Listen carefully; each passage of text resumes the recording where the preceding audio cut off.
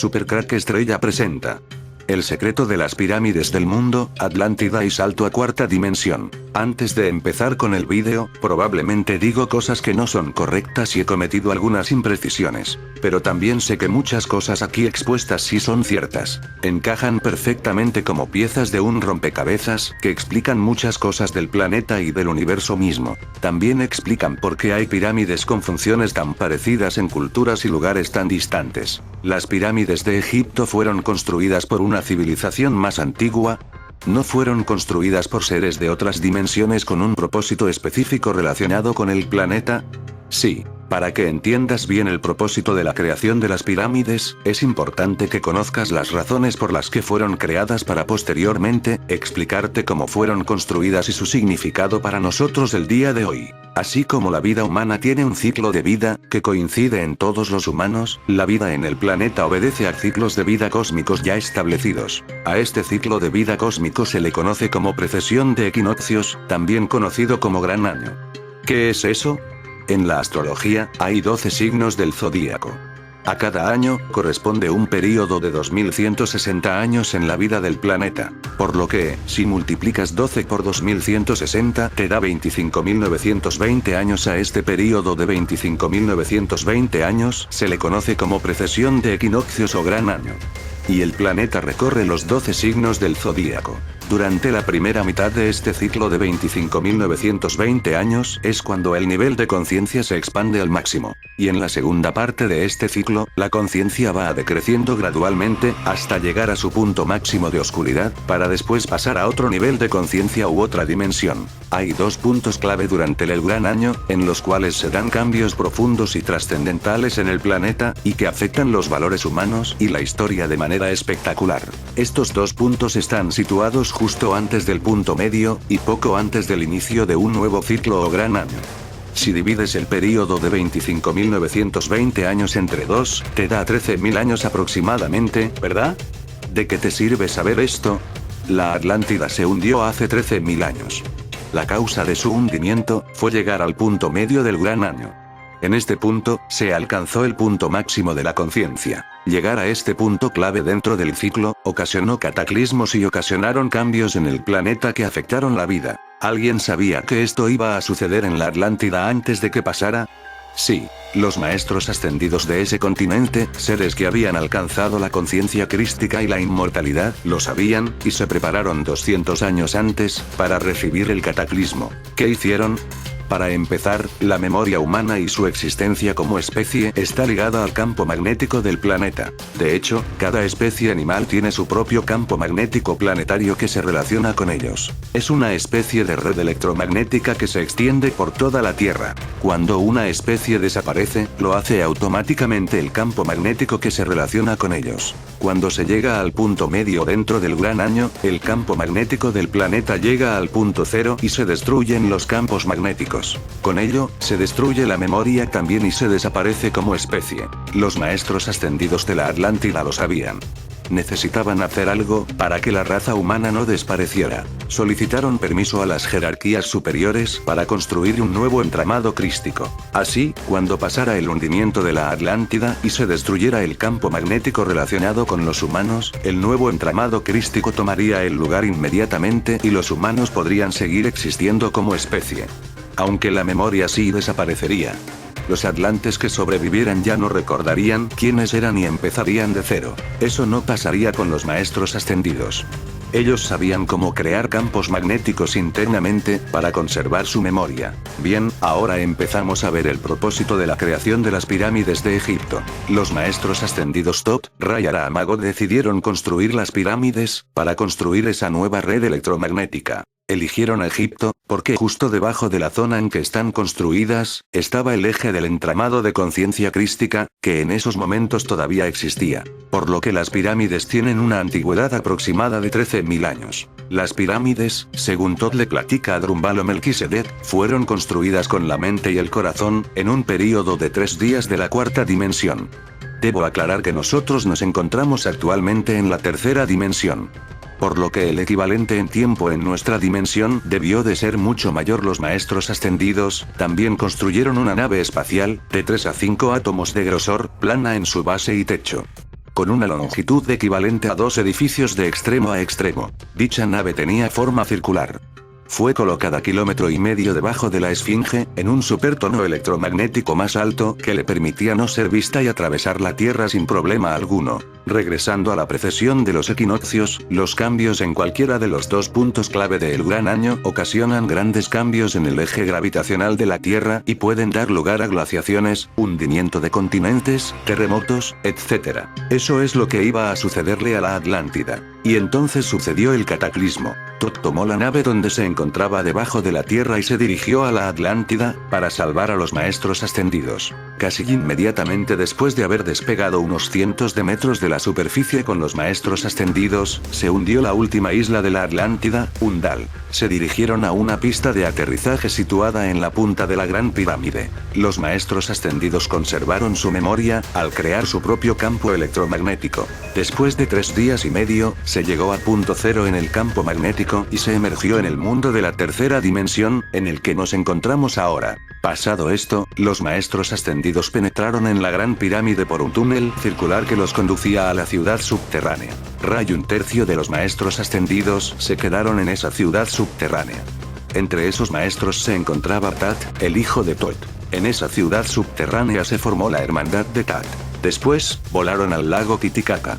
Tot y otro tercio de los maestros fundaron el imperio de los incas. Finalmente, la nave viajó al Himalaya y desembarcó a Dahamagot. El resto de los maestros regresaron a la Esfinge. La razón de que se escogieran la ciudad subterránea, la Isla del Sol y el Himalaya, fue para establecer la red de circuitos energéticos de una conciencia crística sintética de la Tierra. Egipto es el punto masculino de la red, los mayas incas el femenino, y el Himalaya el punto neutral. En términos científicos, esta red de conciencia crística es un campo electromagnético que se extiende por toda la Tierra y tiene formas geométricas. Posteriormente, los maestros hicieron miles de pirámides en la cuarta dimensión, que no son visibles para nosotros. También, esta vez con la ayuda de los humanos, construyeron pirámides y catedrales para ayudar a la red de conciencia crística. En el complejo religioso de Teotihuacán, México, hay 2 grandes pirámides, la del Sol y de la Luna.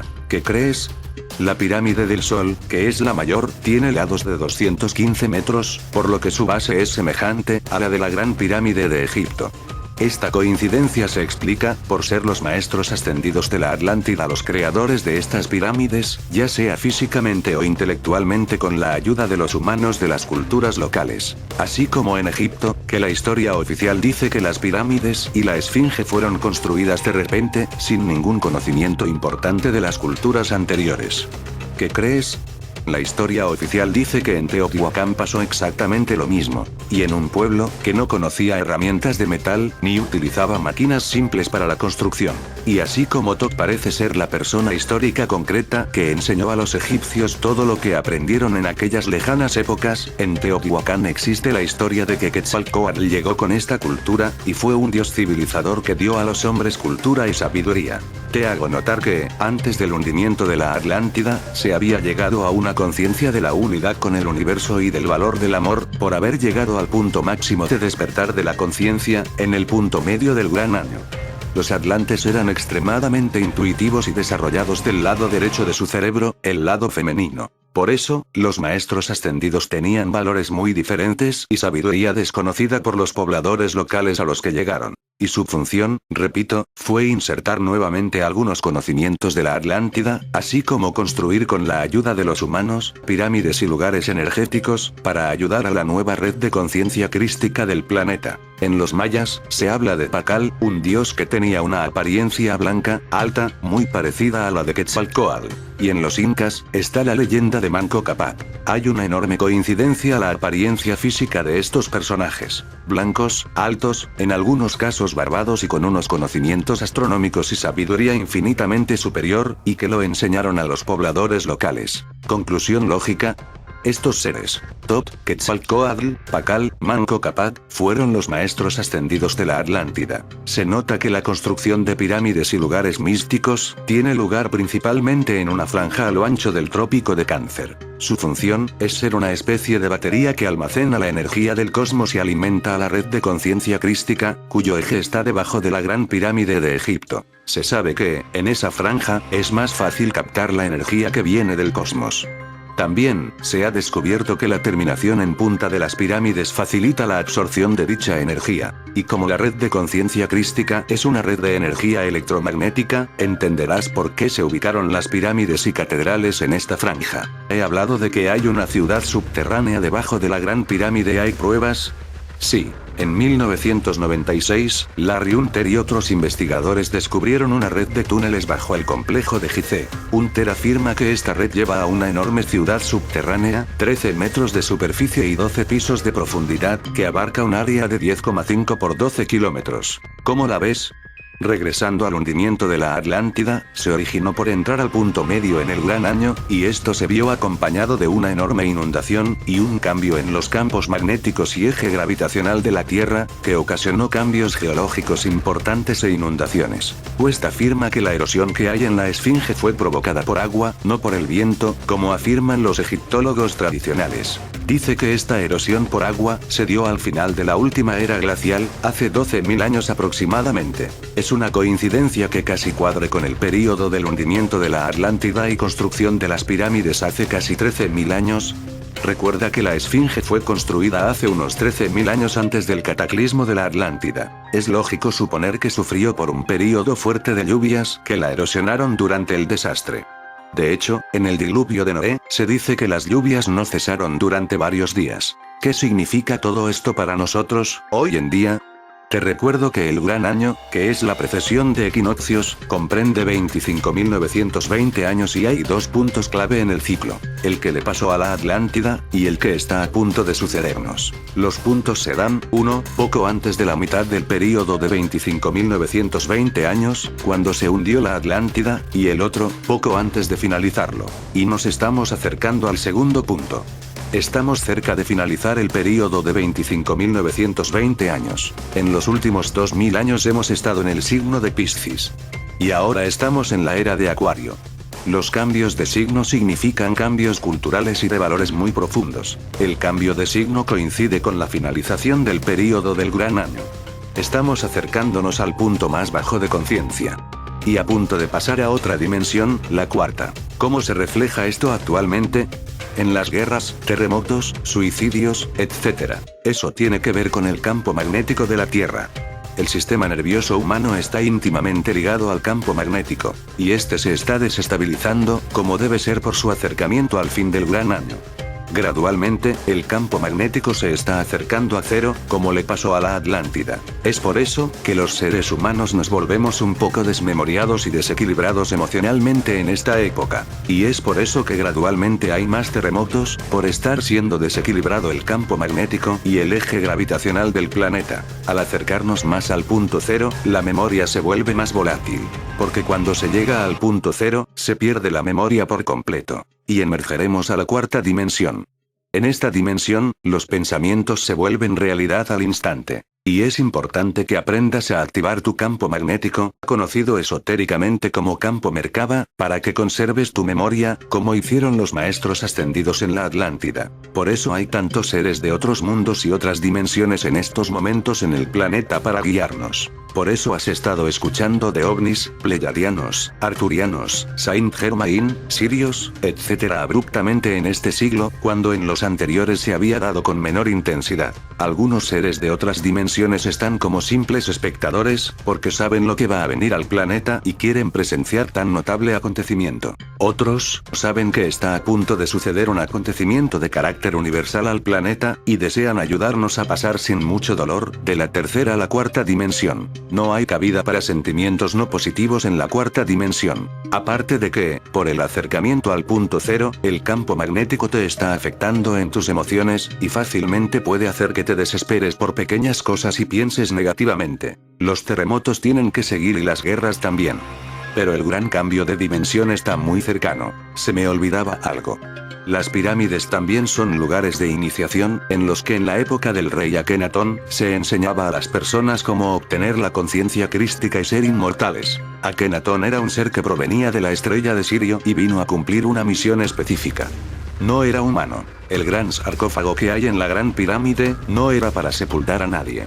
Era el lugar en el que los iniciados en los conocimientos perdidos descansaban por 3 días, después de morir y resucitar nuevamente, pero ya con la conciencia crística, después de pasar por todo el proceso de iniciación dentro de la Gran Pirámide. Estos seres que adquirieron la conciencia crística convivieron muy de cerca con la hermandad de Tat y vivieron en la ciudad subterránea por un tiempo. Posteriormente, estos seres inmortales salieron a la superficie y se fueron a Masada, donde se les conoció como los Esenios. Se dice que María, la madre de Jesús, fue uno de estos seres inmortales. Estos temas son apasionantes, y probablemente he dicho cosas que no son correctas y he cometido algunas imprecisiones. Pero también sé que muchas cosas aquí expuestas sí son ciertas. Encajan perfectamente como piezas de un rompecabezas, que explican muchas cosas del planeta y del universo mismo. También explican por qué hay pirámides con funciones tan parecidas en culturas y lugares tan distantes. Explica por qué en varias culturas hay huellas de dioses de constitución física diferente a la población promedio de las regiones a las que llegaron.